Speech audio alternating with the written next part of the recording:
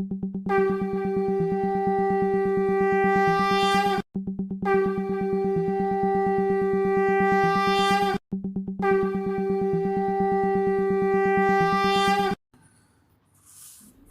पुरुषोत्तमम। श्री ठाकुर जी के एक भक्त हुए डॉक्टर प्रताप नारायण सिंह। वो प्रजातंत्र नामक एक शीर्षक में लिखते हैं कि मनुष्य चाहता है बचना बढ़ना, यानी अपने अस्तित्व को कायम रखना। इसी बचने बढ़ने के लिए विभिन्न आवश्यकताओं की संतुष्टि करनी पड़ती है। संतुष्टि के लिए प्रत्येक मानव एक दूसरे पर आश्रित है, यानी परिवेश के अंदर है। अस्तित्व रक्षार्थ ही मानव जीवन के विभिन्न स्तर देखे जाते हैं, जैसे व्यक्तिगत जीवन, दाम्पत्य जीवन, पारिवारिक, सामाजिक, राष्ट्रीय एवं अंतर्राष्ट्रीय जीवन। व्यक्ति एवं समष्टि जीवन अस्तित्व के संपोषण, संरक्षण एवं विस्तार की ही उपज है। समूहवाद एवं कल्याणवाद का नारा अस्तित्ववाद का ही आवाहन करता है। यही पूर्ण नीति राजनीति का वास्तविक आधार है। श्री ठाकुर जी का कहना है, that which protects, nurtures and fulfils the uphold of existence is politics. Message 5, अर्थात जो अस्तित्व का संरक्षक, पोषक तथा पूरक हो वही है राजनीति। राजनीति के मूल तत्व की प्राप्ति के लिए ही मानवों ने स्वयं विभिन्न तरीकों को अपनाया है, जिसे शासन तंत्र, शासन का रूप कहते हैं। प्रजा यानी प्रकृत रूप में जन्म प्राप्त हुआ, या व्यक्ति जब किसी व्यक्ति के वंश परंपरा या उत्तराधिकारियों द्वारा क्रमशः शासित होते रहते हैं, तब वह राजतंत्र व कुलीन तंत्र माना जाता है। ऐसा इसलिए कि प्रजा के द्वारा उनके शासक चुने नहीं गए, बल्कि परंपरा द्वारा स्वयं शासक बन गए। वैसी व्यवस्था में अस्तित्व का सम्यक संरक्षण एवं संपोषण होने पर भी हम उसे प्रजातंत्र नहीं कहते हैं, क्योंकि प्रजातंत्र की परिभाषा इस प्रकार है, democracy is the government of people, by the people and for the people. अर्थात प्रजातंत्र में सरकार प्रजा के द्वारा तथा प्रजा के लिए होती है। प्रजा के द्वारा तथा प्रजा के लिए होनी ही चाहिए। प्रजा के द्वारा यानी चुनाव द्वारा। यदि सरकार गठित व मनोनीत न हो तो लाख गुणों के रहते भी प्रजातंत्र नहीं माना जाएगा। प्रजातंत्र में प्रजा या प्रजा के प्रतिनिधियों द्वारा परिचालित शासन अवस्था होती है। गणतंत्र शब्द प्रजातंत्र का पर्याय है। गण माने समूह, वर्ग का श्रेणी जो समान उद्देश्य वाले हों। गण का समान उद्देश्य है अपने बचना, सबको बचाना, live and let others live. शासन तंत्र का मूल उद्देश्य श्री ठाकुर द्वारा इस प्रकार व्यक्त किया गया है, administration is to give relief towards securing the life, property and enlightening culture of the people, and to serve hereby through human cooperation. So, admiration is for the people and not the people of admiration. Rather, it is beneficent, individual and collectively. Relief is the main factor of administration, not suffering. Message volume 5। प्रजातंत्र में विरोध की राजनीति प्रतिस्थापित हो रही है। फलस्वरूप जान माल तथा संस्कृति का दम घुट जाता है। जनशक्ति का सदुपयोग न होकर दुरुपयोग हो रहा है। प्रजातांत्रिक व्यवस्था के अंदर चुनाव प्रक्रिया है। चुनाव का उद्देश्य है उपयुक्त व्यक्ति को चुनना। उपयुक्त व्यक्ति उसे ही कहा जाता है जो यह समझे, you are for the lord not for others, you are for the lord and so for others. Shri Thakur. एक शब्द में आदर्श प्राण व्यक्ति को उपयुक्त व्यक्ति माना जाना उचित है। आदर्श विहीन व्यक्ति आदर्श के प्रति असत्य होने पर क्या मनुष्य के लिए सत्य हो सकते हैं? मनुष्य के पक्ष में तभी हम सत्य हो सकते हैं जब हम आदर्शमुखी चलन के साथ लोक कल्याणकामी सत्य सेवा प्राण होकर रहें। शासक वर्ग यदि प्रवृत्त शासित होंगे तो मानव को कैसी दुर्दशा होगी या हो रही है यह कहा नहीं जा सकता है। चुनाव के लिए योग्य व्यक्ति की वर्तमान अर्हता है भारत का बालिग नागरिक हो, सजावार दंडित न हो, पागल एवं दिवालिया न हो। इसका विश्लेषण किया जाए तो सामने यही आता है कि उम्र सीमा को प्राप्त कर भारत के मानचित्र, संविधान, झंडा, मौलिक अधिकार आदि आदि के संबंध में कोई जानकारी नहीं रहने पर भी चुनाव का प्रत्याशी हो सकता है। पागल का अर्थ होता है उन्माद। प्रेम, मोन्माद, धनोन्माद, कामोन्माद, सत्तोन्माद आदि आदि के गंभीर असाध्य रोगी को चुनाव लड़ने की छूट है। न्यायालय में लंबित जघन्य आपराधिक मामले में संलिप्त व्यक्ति चुनाव जीतकर शासन का बागडोर हाथ में रखते हैं।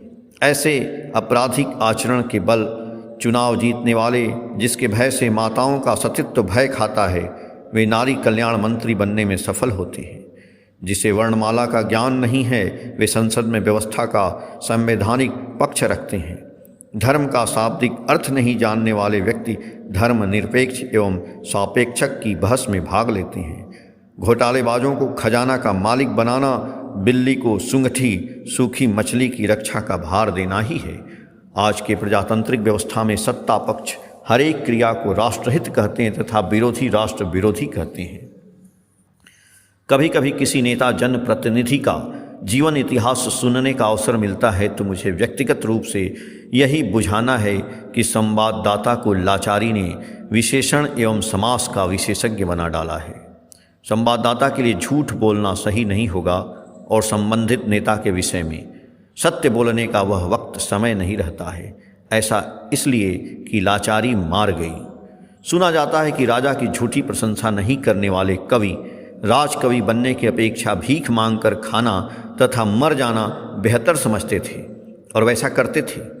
किंतु आज के प्रजातंत्र में बलात्कार तथा झूठे असत आचरणों की व्यक्तिगत मामला कहकर नज़रअंदाज करने का चलन हो गया है। चुनाव की प्रक्रिया में भागवत सुधार लाना होगा, तभी हम रिस्पॉन्सिबल डेमोक्रेसी, दायित्वशील गणतंत्र की सृष्टि कर सकते हैं। सर्वप्रथम हमें आदर्श तंत्री बनना पड़ेगा, क्योंकि शक्ति का उत्स है भक्ति, आदर्श से लगाव, तभी आएगी प्रीति, संगत एवं सहयोगिता। चुनाव प्रत्याशी न बनकर प्रत्येक गांव की जनसभा में एक व्यक्ति की जनप्रतिनिधि के रूप में निर्विरोध रूप से चुना जाएगा। प्रत्येक गांव से ऐसे चुने हुए व्यक्तियों प्रतिनिधियों द्वारा थाना अथवा प्रखंड स्तर पर सर्वसम्मति से एक एक प्रतिनिधि चुने जाएंगे। ठीक इसी नियम का अनुपालन करते हुए जिला, राज्य एवं देश स्तर पर प्रतिनिधियों का चुनाव होना है। राष्ट्रपति के चुनाव के संबंध में भी यही प्रक्रिया होगी। मतदान, वोट का अधिकार भी उन्हीं व्यक्तियों को होगा जो आदर्श प्राण हों। प्रकृति प्रजातंत्र के अंदर अगड़ी पिछड़ी, अल्पसंख्यक, स्त्री, सांप्रदायिक भेद आदि आदि नाम की कोई अलग व्याख्या नहीं होगी, बल्कि सबों के सर्वांगीण विकास के लिए सफल एवं सर्वोत्तम प्रयास सब मिलकर करेंगे। तभी संभव है जब आदर्श प्राणता के साथ नेतृत्व किया जाए और वर्णाश्रम के सिद्धांत का 100% अनुपालन किया जाए। आदर्श प्राण नेता के संबंध में श्री ठाकुर ने कहा है, leaders of the society must be surrendered and devoted to the lord that fulfils all. जन प्रतिनिधि आदर्श प्राण होने पर ही सेवा प्राण हो सकते हैं। वर्तमान समय के नेतागण प्रायः सेवा प्राण के बदले पद का कंगाल हैं एवं यम दलाल हैं। इष्ट नहीं हो जिस नेता को, यम दलाल ही समझो उसको। आदर्श प्राण व्यक्ति ही मानव कल्याण कर सकते। इस संबंध में प्लाटो ने कहा, administrator should be those who are blessed by birth and have been given careful training. The ideal state selected its rulers from the men of gold, trained them and tested them before they were authorized to govern। खेद की बात है कि वर्तमान प्रजातांत्रिक व्यवस्था के अंदर एक अदना सा व्यक्ति, कम पढ़ा लिखा, अनपढ़ या आपराधिक मामले का अभियुक्त सत्ता में आकर एक भारतीय प्रशासन सेवा के योग्य प्रशासक को मार्गदर्शन देते हैं, उन्हें प्रशासन चलाने की नीति बतलाते हैं। यहाँ तक कि आम जनता के बीच सरकारी योग्य पदाधिकारियों को नीचा दिखाने का प्रयास करते हैं, अपमानित भी करते हैं। प्रायः हर क्षेत्र में अपनी प्रवृत्ति के गुलाम अहमक नेतागण राष्ट्र सेवक, जन कल्याण कारक नहीं बल्कि प्रवृत्ति पोषक एवं अहम पोषक बने हुए हैं। एक शब्द में यही कहा जा सकता है कि गण को छोड़कर मत तंत्र को अधिक शक्तिशाली बनाया जा रहा है। कार्यपालिका को व्यक्तिगत नौकर के समान मानना तथा न्यायपालिका की अवमानना की खबरों से समाचार पत्र भरे पाए जाते हैं। ऐसा इसलिए कि मत गिने जाते हैं, तौले नहीं जाते, यानी सभी मतदाता बराबर माने जाते हैं। राष्ट्रपिता महात्मा गांधी की कल्पना उनकी टोपी पहनकर साकार नहीं हो सकती है। प्रजातंत्र तभी सफल सिद्ध हो सकता है जब प्रेमी, दक्ष, सुकौशली, बुद्धिमान जनसेवक को नेतृत्व का भार दिया जाए। चुनाव की व्यवस्था ऐसी होनी चाहिए कि किसी भी रूप में अभिलषित व्यक्ति, प्रवृत्ति, मूढ़, नीच, अहंकारी, स्वार्थांध व्यक्ति संसद एवं उच्च पदों पर प्रवेश न पा सके। आज अदूरदर्शी, प्रवृत्ति परायण व्यक्ति के द्वारा बनाए गए विधानों, युग युग से स्थापित सत्ता संवर्धनी आचार, नियम, संस्कृति एवं ऐतिह्य की जड़ को हिला दिया है। मानवता अपने आप को कोस रही है। अतएव आवश्यकता है सामान्य अभिरुचि, सामान्य चुनाव विधान, खांटी मताधिकार, उपयुक्त व्यक्ति को उचित पदों पर देना। कानून कवच के माध्यम से जब तक देश का शासन व्यवस्था ऐसी बनी रहेगी तब तक प्रेम एवं आपसी सहयोगिता का वातावरण तैयार नहीं हो सकेगा और प्रजातंत्र का रस नहीं मिल पाएगा। वोट को राजनीति ने सफ़ेद झूठ का जामा पहनकर द्वंद्व वृत्त का जाल बना डाला है। उसे साफ करने पर ही प्रजातंत्र पनप सकेगा। जनतंत्र की सफलता के लिए चाहिए सर्वप्रथम गणेश, इष्ट के प्रति अनुराग, तदुपरांत उसके गण, जनता के प्रति प्रेम, दया, सहानुभूति भरा दिल। यही भाव एक पीढ़ी से दूसरी पीढ़ी तक अनवरत चलाते रहना होगा। प्रजातंत्र के मूल स्वरूप को श्री ठाकुर के इन वचनों द्वारा जान सकते हैं। Where people unit in a common unit, the ideal with service and surrender to fulfill that make every life launch into growth that upholds strength or power evolves. Rule of love glows. Democratic autocracy shine with a speed of glory and freedom in a normal constitution that is normal democracy as I mean.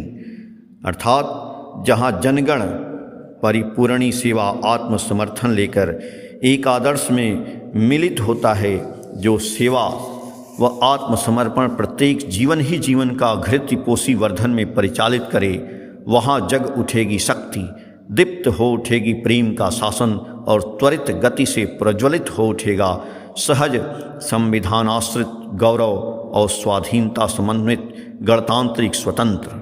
Shri Thakur ने इसे ही स्वाभाविक गणतंत्र कहा है। कोई भी तंत्र क्यों न हो, यह राजधर्म कहलाता है।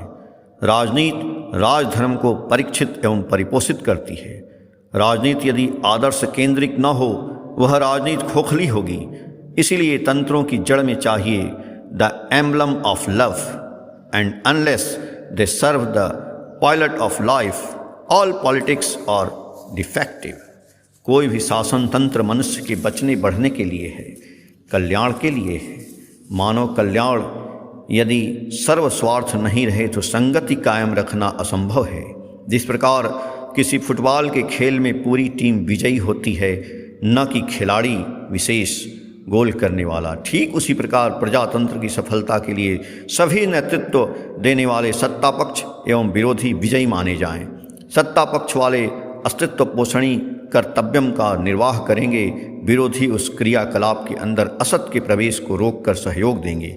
ऐसा करने पर ऑटो इंटरडिपेंडिंग फेलो फीलिंग, जो प्रजातंत्र तथा राष्ट्र की उन्नति की रीढ़ है, मजबूत होगी। तभी हम कह सकते हैं वंदे मातरम। सातवती, मई 2019, पेज संख्या 45, 46, 47 और 48 से। जय गुरु।